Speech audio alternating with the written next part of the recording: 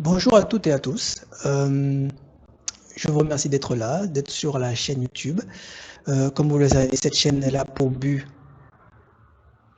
de, j'ai envie de dire, vulgariser l'habitude de prendre soin de soi, de chercher des informations, chercher des connaissances et être à l'initiative de son bien-être.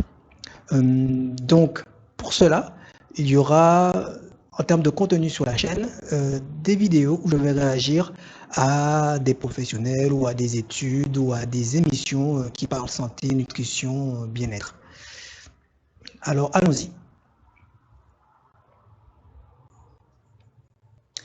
Donc, la vidéo que j'ai choisi de commenter avec vous, c'est une émission qui est sur YouTube et qui s'appelle Timoun. Traduction, ça veut dire enfant dans le créole de la Guadeloupe.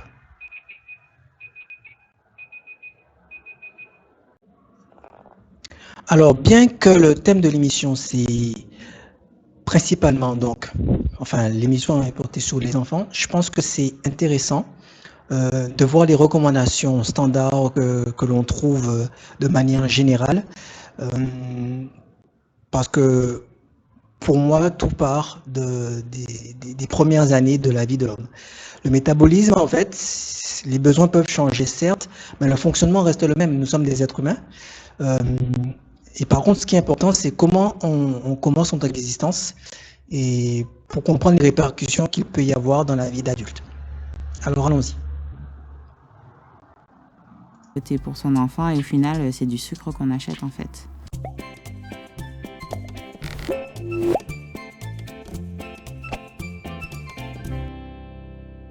Juliane Lefebvre, diététicienne.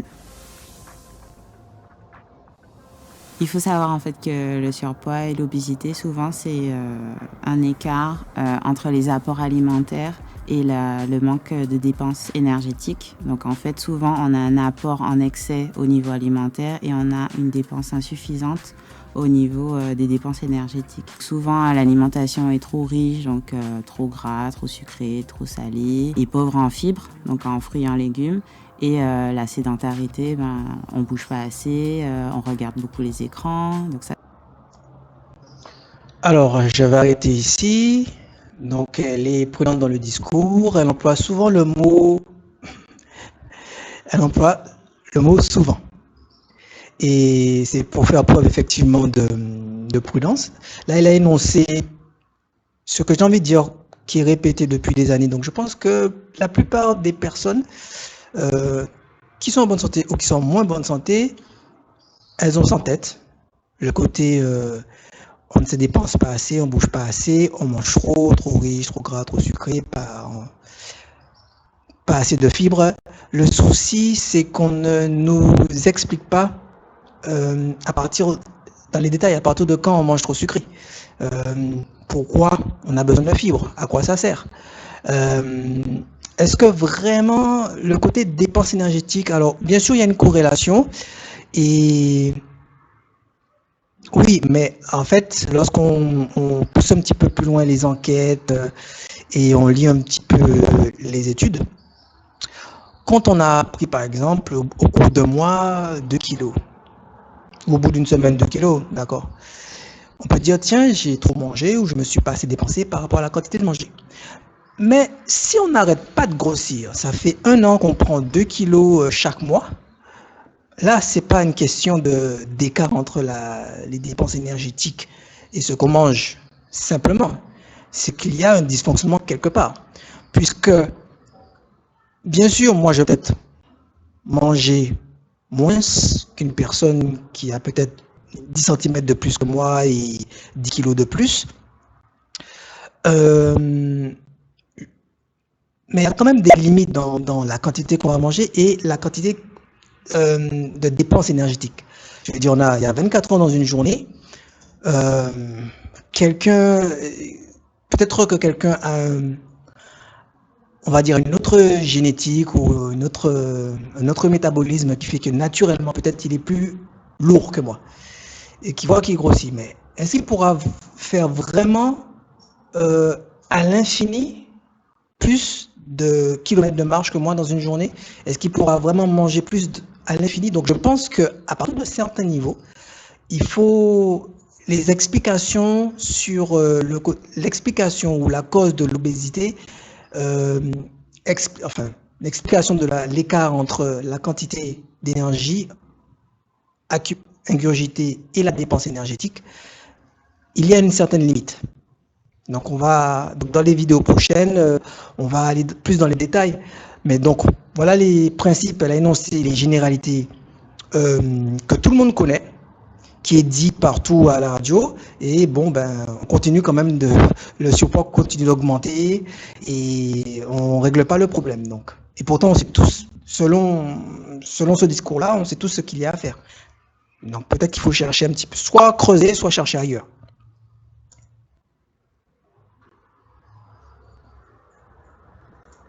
Ça, c'est la génération actuelle. Et il y a aussi d'autres paramètres comme le sommeil qui rentrent en compte parce que du coup, le fait qu'on soit beaucoup plus exposé aux écrans, les enfants ils dorment moins. Donc ça agit également sur la faim parce qu'il y a des hormones qu'on ne va pas sécréter quand on manque de sommeil.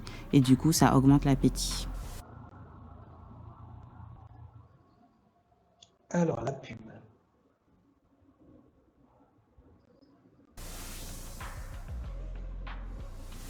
Au niveau de l'activité physique, emmener l'enfant au parc, il peut faire de la trottinette, du vélo, courir. S'il est en âge d'aller à une activité.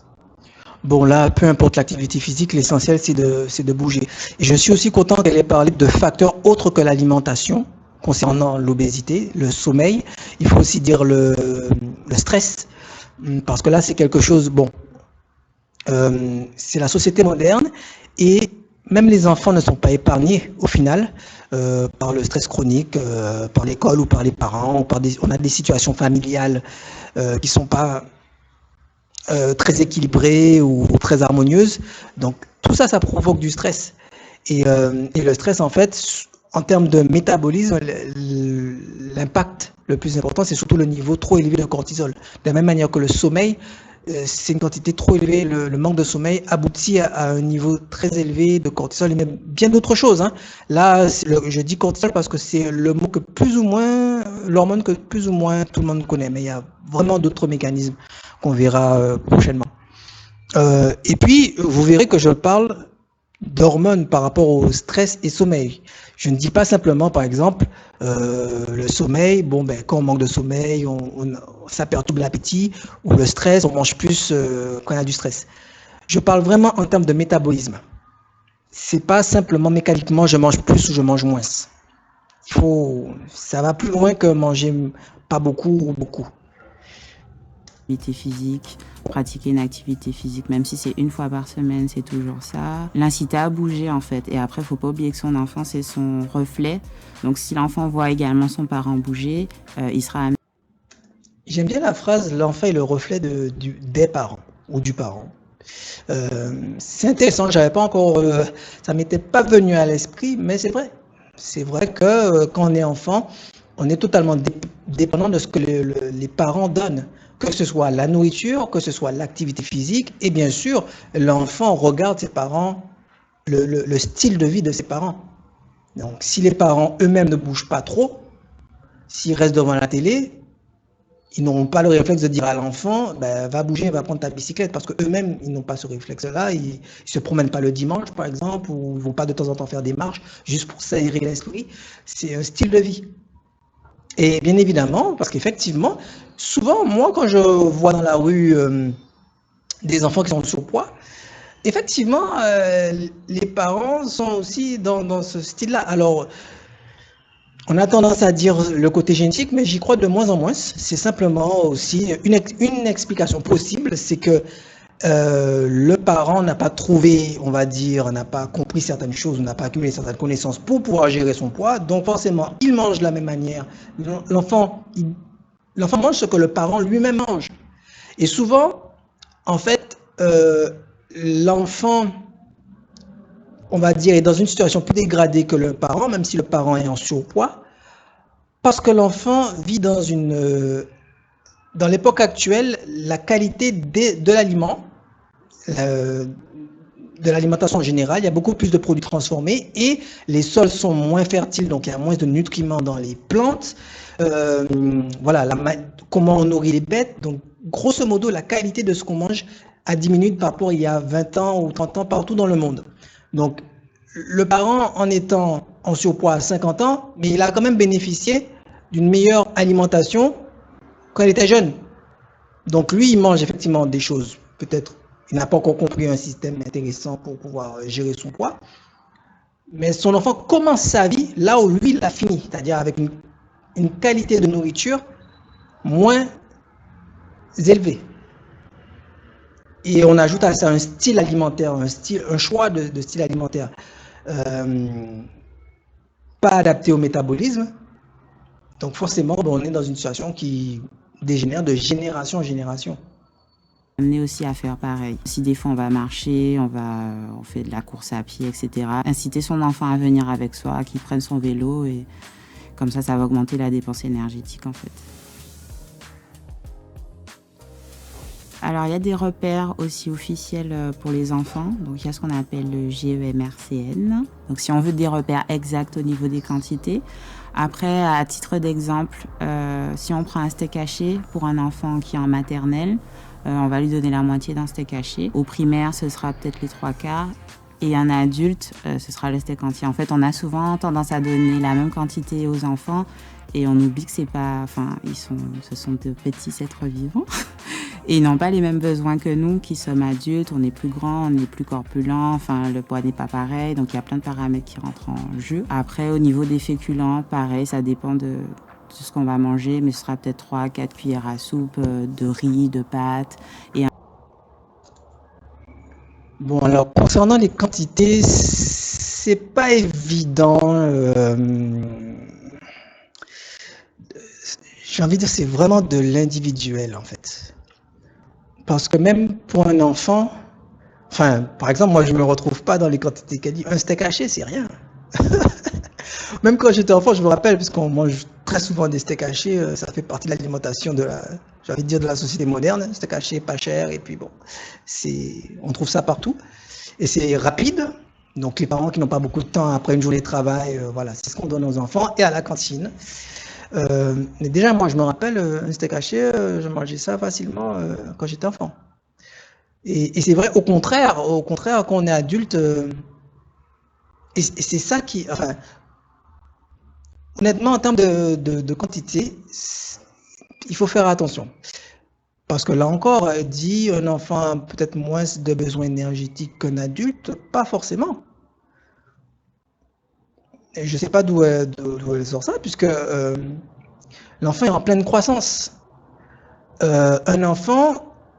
Certains enfants vont se dépenser beaucoup plus en étant enfant qu'à l'âge adulte. Je veux dire, si on est on choisit une profession intellectuelle, qu'on est enfant où il y avait les cours, après on prenait le vélo, après à la sortie des cours, on faisait une activité physique. On fait beaucoup plus d'activités quand on est enfant que quand on est adulte, dans certains cas. Et selon le métabolisme, ça peut plus ou moins poser des problèmes, mais généralement, l'enfant se dépense plus qu'un adulte. Peut-être que c'est pas normal, mais ça peut arriver dans bien des cas. Donc en fait, je pense qu'il faut plutôt voir la chose, le besoin énergétique, comme quelque chose à adapter en fonction de la période dans laquelle on est. C'est-à-dire, on doit être à l'initiative de savoir est-ce que oui ou non, j'ai les quantités qu'il faut. Donc effectivement, le poids est un bon critère. Si on n'arrête pas de grossir, c'est qu'il y a un petit souci.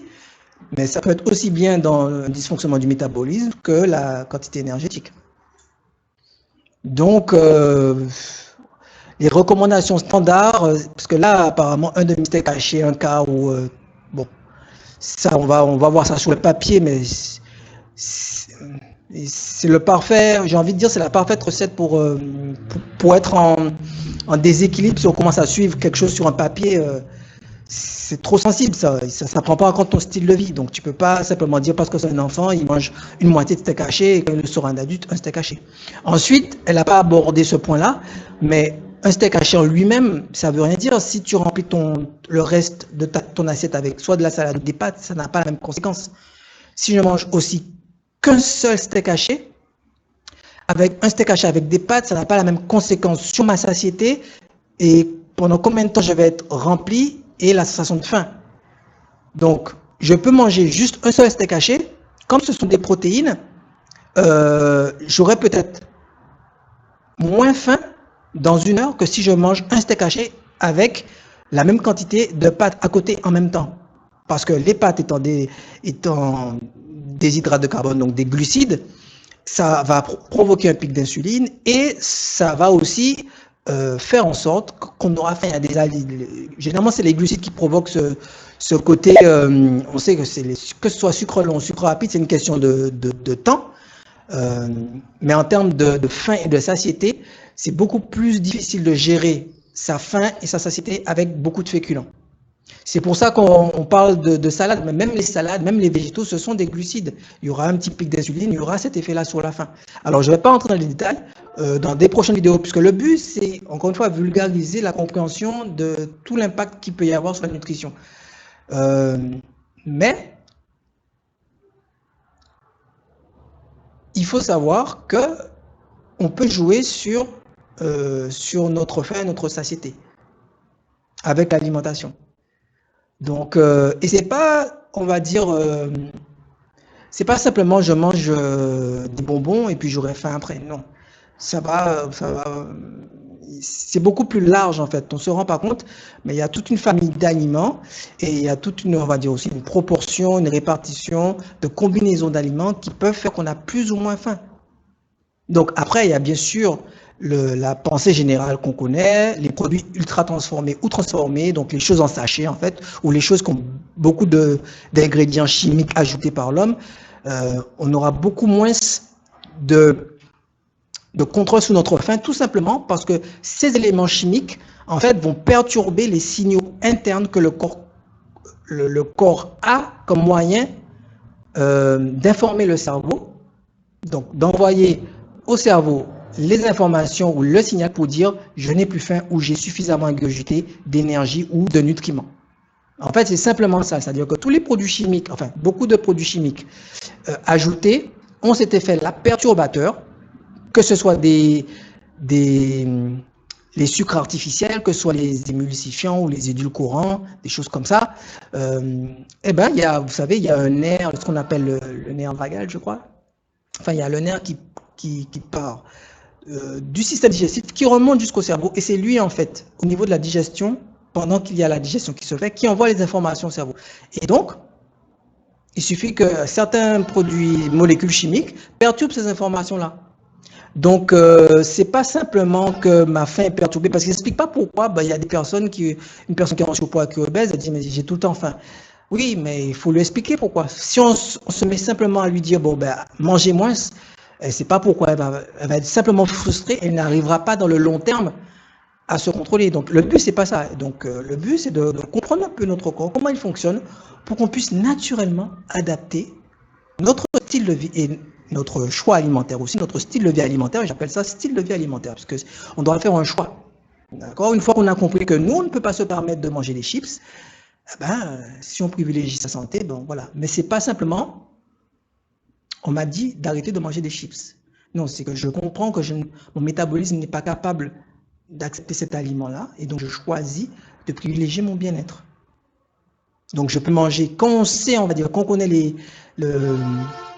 bases du fonctionnement de notre métabolisme, on peut manger autant qu'on veut, les choses que nous aimons, parce qu'on sait que ces aliments-là, ou la manière que je répartis mon assiette, ne va pas porter préjudice, excusez-moi, et excusez le bruit environnant, à mon alimentation. C'est ça le but, de comprendre un petit peu mieux comment notre organisme fonctionne, pour ne pas avoir à écouter bêtement, je ne parle pas de la personne en question, hein, mais les recommandations standards, et puis voir que ça ne fonctionne pas, et puis continuer.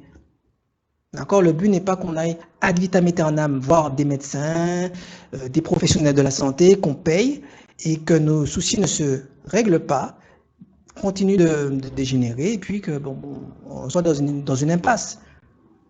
Donc voilà, c'est pour ça qu'on fait, qu'on réagit à ça, et qu'on se pose des questions, et qu'on essaie d'avoir du recul par rapport à ce qui se dit. Alors pour ne pas que la vidéo soit trop longue, je vais m'arrêter ici, et je vais continuer dans une autre vidéo. Au revoir, merci de votre attention.